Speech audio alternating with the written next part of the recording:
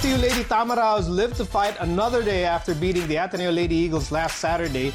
FEU's victory negated Ateneo's twice-to-beat advantage, and the two teams will meet again on Wednesday, with the winner getting that last berth in the finals. Now, Paneng and Mac, people want to know, the fans want to know, which team will have the advantage heading into Wednesday's knockout match. Mac, I'll start with you. Just kidding. Well, I'd like to discuss na dun sa Ateneo, one of their keys to winning would be the contribution of Gaston and Samonte.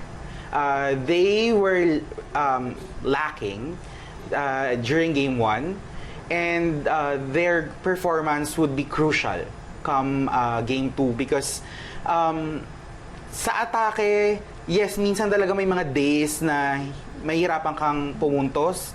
Pero sa mga araw na ganun, kailangan humanap ka ng other ways para makatulong eh. May it be blocking, serving, pero sa kanila, importante na makareceive sila. Tumulong sila sa reception. Kasi pag nagawa nila yon, mabibitbit yung bola papunta sa setter ng maayos, ma-utilize nila ng lalo yung magagaling nilang middle blockers.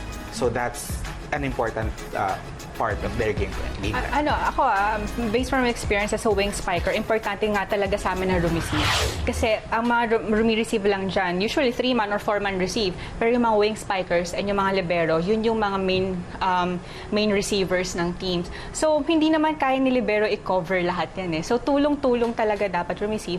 Pero, like what Beng said, huwag ka mag-focus sa atake. Kung alam mong off ka sa atake, madami ka pang pwedeng gawin. Tumulong ka sa block, sa receive, defense, and service. So, yun yung dapat na mag-step up din si Gaston and si Samonte. Kasi sa Wednesday, kailangan talaga sila. You also wanted to focus on two other key Ateneo players. That's Kat Tolentino and Bea De Leon. Kat Tolentino, grabe yung pinakita niyang game nung Saturday. Ibang-iba yung elevation niya, iba yung pagpalo niya ng bola, ang lutong ng palo niya ng bola. So, si FEU nahirapan siya blakin eh. Kasi yung variations mo din at yung reach niya sa ng spikes niya, ang taas. Kaya nahihirapan yung blockers. And ang ganda naman nung naging performance niya kasi naka 21 points siya. And siya yung highest scorer for the team. Pero hindi niya kaya mag-isa eh. Na kailangan tumulong din yung ibang teammates. Pero ando naman si Bea De Leon at si Maddie Madayag. Naka double digits naman sila. Pero sana during the start, pagka-start ng game hanggang sa panapos, consistent. Okay, this FEU team they're just one win away from beating Ateneo and returning to the finals. Now, what are the keys to winning for FEU if they want to win the knockout match? Okay, same thing with UST to eh.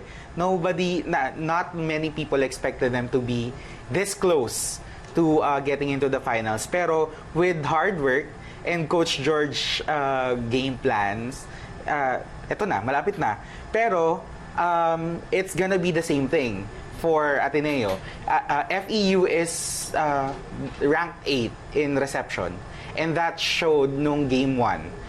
Pero naitawid lang nila. Pero if they really want this, if they want to get game 2, players like Malabanan and rookie Ronquillo should help Duremdes pagdating sa reception. Kasi that's the only way for them to get a good start and be consistent. If they can do that, nothing is impossible for the Lady Tamaraws. Doon nagsisimula actually yung game service reception.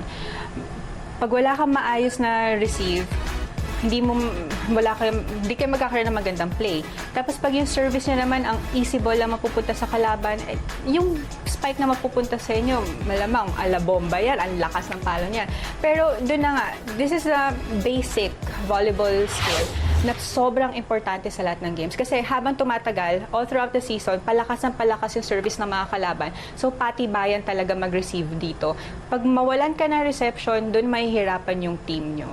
Now, big opportunity here for Heather Guino-o and Jerry Malabanan. I mean, to really prove that they can lead this team all the way to the finals. big spotlight on these two players, Paneng. These seniors, tong mga ate na to, they really have to step up, especially sa Wednesday's game. Ito na yung knockout game nila para sa finals eh. Sa game nung Saturday, ang nakita natin nag-step up si Heather Guino-o. Ang ganda na pinakita niya na variations ng mga spikes niya. And not just that, yung reception niya, yung service niya, it was on point. Pero kailangan din niya ng tulong kasi hindi nga niya kaya mag-isa to. And si Jerry Lee Malabanan, as a senior and as a captain of the team, sana magkaroon pa siya ng mas madaming contribution. Not just on spikes, but sa reception na din and sa services. Kasi tulong-tulong to, hindi pwedeng isang tao lang. For FEU, they have to go into game 2 na assertive sila. Na hindi lang yung maging happy na where they are right now. They have to, lalo na yung seniors, na they have to assume their leadership role, embrace it even more now kasi eto na pinaghirapan nyo na, ang dami nyo ng sacrifices. Those seniors, Negrito, Malabanan, and Guino-o, they haven't even been on Twitter since February. Which is good. Which is good. That's a huge sacrifice, lalo na for the kids of today. So, if you want all those sacrifices to make sense, it's time to go all out ngayon, from defense to offense, from start to finish.